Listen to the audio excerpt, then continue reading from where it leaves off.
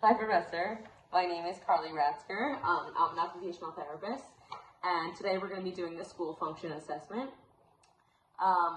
We are doing this assessment for David, who's your student, and I chose you to fill out this record form because I think you know him best and how he functions in the school system. So I already filled out the student information. If you could fill out the respondent information, which consists of your name and the relationship to the student. Sure. And then some student information on the bottom. That would be great. Sure. And then once you're done, let me know. Okay, so this school function assessment, otherwise known as the SFA, consists of 3 different parts. So the first part is participation, and this examines the student's level of participation in a bunch of different settings. So as you see on your record form, there is either regular or special ed classroom, playground or recess, transportation to and from school, bathroom and toilet activities, transitions to and from class, and mealtime or snack time. Then the second part is task supports. So this examines the supports currently provided to the student when he or she performs school-related functional tasks. And then the third one is activity performance, and this is used to examine the student's performance of specific school-related functional activities. And you'll see it's very clear as to what fits into each category. It's listed right here on your page, and each category, 3 different parts, have different scales. So the first, second, and third all have different scales, and I'll get into that shortly. So for the first section, which is participation, the scale goes from 1 to 6. So 1 is participation is extremely limited. 2 is participation in a few activities. 3 is participation in all aspects with constant supervision. 4 is participation in all aspects with occasional assistance. 5 is modified full participation, and 6 is full participation. And then for the second one, there's two different sections for this. There's assistance and there's adaptations. So for the assistance one, 1 is extensive assistance, 2 is mod assistance, 3 is minimal assistance, 4 is no assistance. And for adaptations, 1 is extensive adaptations, 2 is moderate adaptations, 3 is minimal adaptations, and 4 is no adaptations.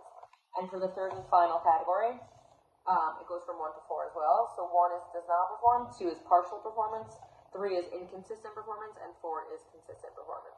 So be sure to look at the rating scales for each category when you are filling it out. Match it accordingly. Okay, so for the first category, read the description of each activity setting in the box. Then refer to the rating definitions to determine the rating that best describes the student's current level of participation for each setting. Circle the appropriate rating for each setting in the record form. Sum the ratings in the 6 settings to obtain the participation raw score. Record the score in the place provided at the end of part 1 in the record form. Okay, so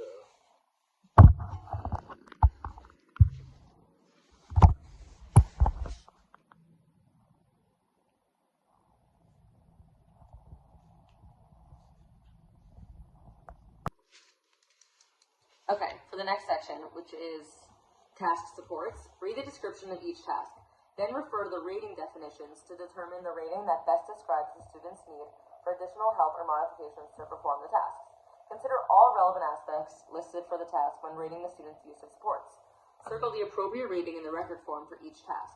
Sum the ratings within each scale to obtain a total raw score for each of the following: physical tasks assistance, physical tasks adaptations, cognitive/behavioral task assistance, and cognitive/behavioral task adaptations. Record the total raw score for each scale in the appropriate place provided in the record form. Okay, you can go ahead. Okay, for the last section, read the description of each functional activity. This is for the activity performance. Then refer to the rating definitions to determine the rating that best describes the student's typical performance for each activity. Circle the appropriate rating in the record form for each activity. Sum the ratings within each scale to obtain the raw score. Record the raw score for each scale in the appropriate place provided in the record form. sure.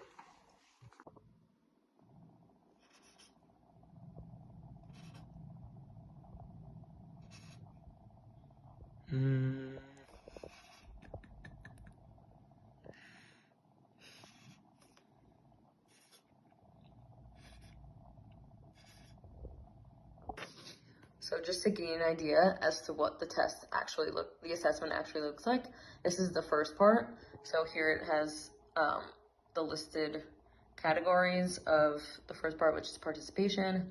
So it has classrooms and all these different sections. And then here in this part is where you score. And the total is 18. You just add up all the different raw scores. And then this is part 2, similar, but for this one it has assistance and adaptations. So these have 2 different totals. And then the last part is a bunch of different sections for physical tasks. So here is scoring.